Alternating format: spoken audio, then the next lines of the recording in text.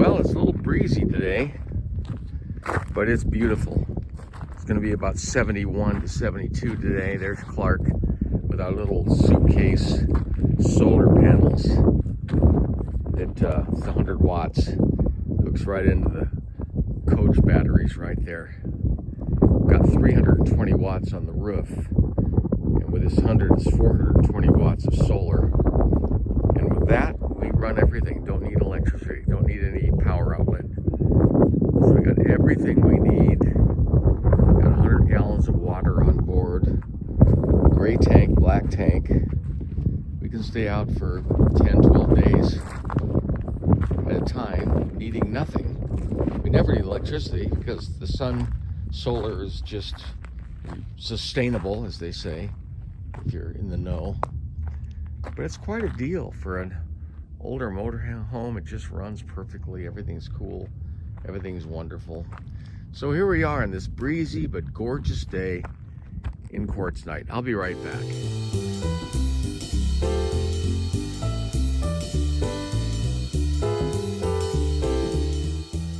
Hey there. Well, there you get a better picture of Clark from a distance. He's a 1996 Fleetwood Bounder 28T model, which means he's 28 feet long, one air conditioner. You can see the thing on the roof, and powered by a Chevy 454 V8 truck engine, 60,000 miles on it, runs like a dream, gets horrible mileage, but we don't care because it takes us from here to there. And we've been out here now for 2 months, and we're going to eventually be going into California, and we're going to camp host up in out of Ukiah between April and September, just out of Ukiah in a place called Potter Valley.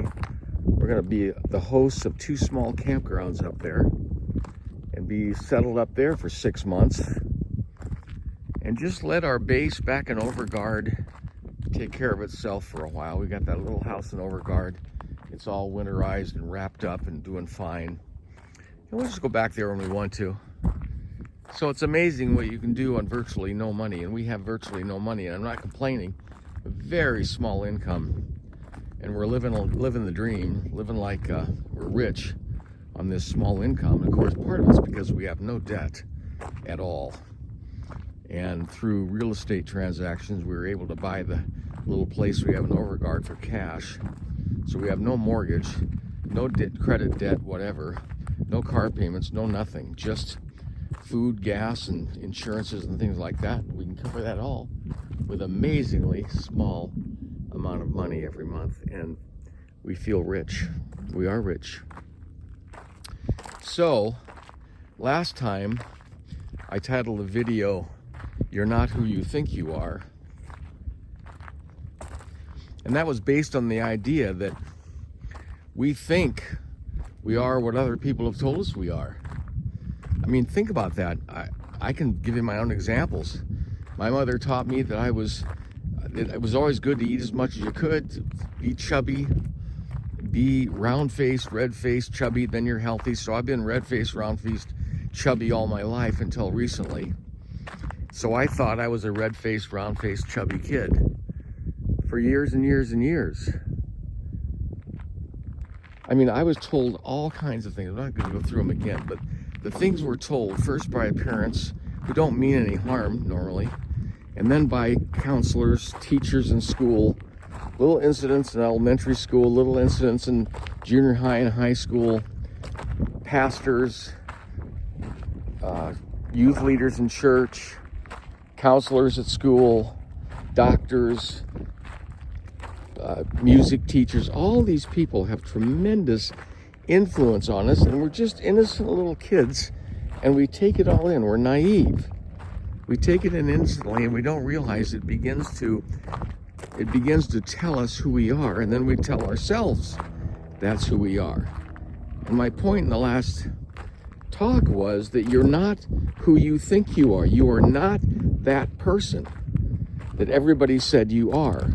You're not even the person that you say you are. There is a bigger person, a bigger self, if you will, a capital S self, an innocent, unchangeable, essential self that is you. And you know that's true because there is something in you that knows there is something more to you than has ever been discovered. I know that's true. That's true of all of us. We all have that something in us that knows that there's something more to us than we've yet discovered. And that is that the one who knows that is coming real close now to who you really are. And it's not any of that other stuff that's been put on you. You're not your body. You're not your personality. You're not what you look like. You're not your fears. You're not your emotions. You are that consciousness or that awareness that is aware of all that. You know, your mind, you can watch yourself think. Well, who's watching you think? Are there two of you? No, there aren't. There's one of you. And the one you, the real you, the essential you, is aware of your mind. You know, you hear people say, I can't live with myself any longer. In fact, that was Eckhart Tolle's testimony when he started to become enlightened. I can't live with myself any longer. Well, who's I and who's myself? Well, the I is the one who is aware of the mind and all of its conflicts and all of its issues and all of its troubles. And that one who is aware is the real you. That's you. So you aren't who you think you are. Now I'm going to say also, though, that you are who you think you are. Because if you think you're that person who's a loser, that person who's fat and chubby, that person who's not very athletic, that person who isn't very womanly or girly or isn't very attractive or isn't this or has problems or has addictions or all those things, if that's who you think you are, then that's who you will become in terms of this life, in terms of the form life, in terms of the physical level. So it really is important to see that the thinking process is not the final word. If you think you are this, then you accept that that's who you are, but it's not true. And if someone else thinks you are something, and you take it on as you, and then you think that's who you are, it's not true. The you is the one who is aware of what's going on in the conflicted, often miserable area of the mind. And behind that stands the unchanging, innocent you, the you that was born, the innocent child, the uncontaminated, unprogrammed, unconditioned self before anybody got a hold of it. And they got a hold of it early. We heard things as infants and children that our parents said, that relatives said, that friends said, and we took them in innocently. You know, when Jesus on the cross said, forgive them because they don't know what they're doing, it was so true. Forgive them because they are innocently ignorant. They've been programmed. And so much of life is experiencing the conflicts of that programming.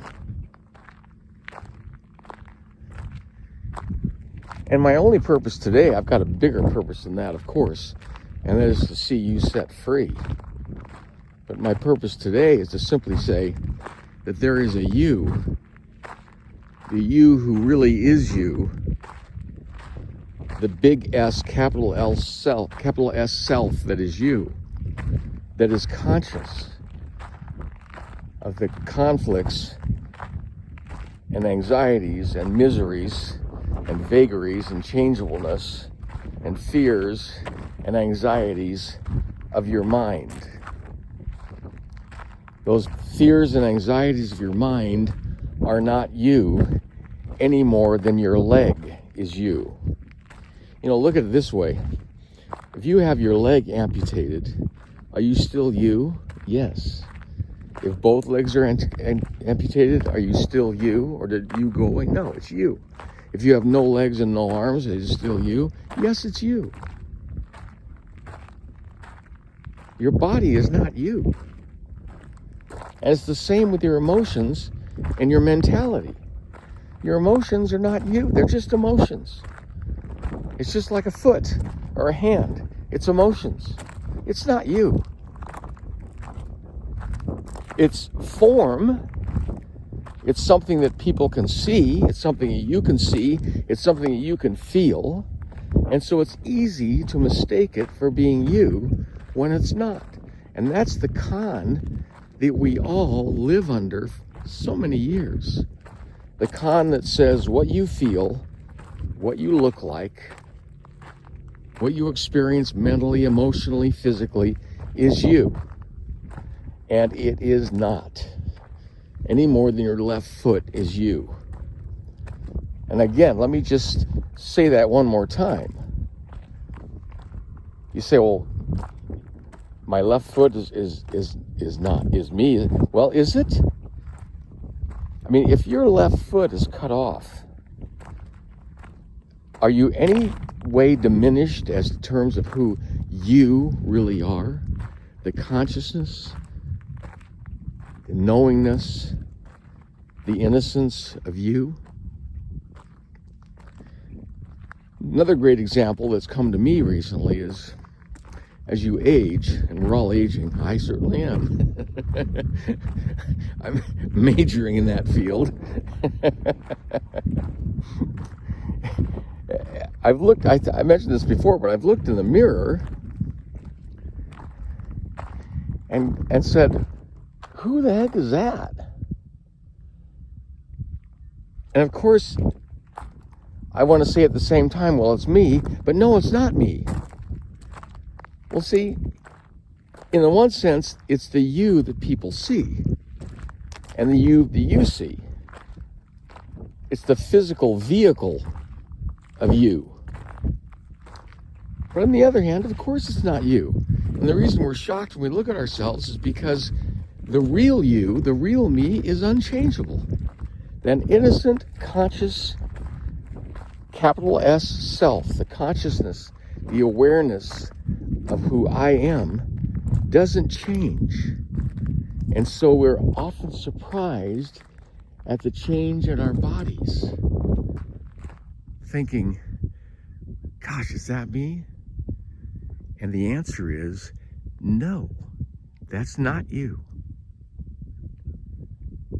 That's a body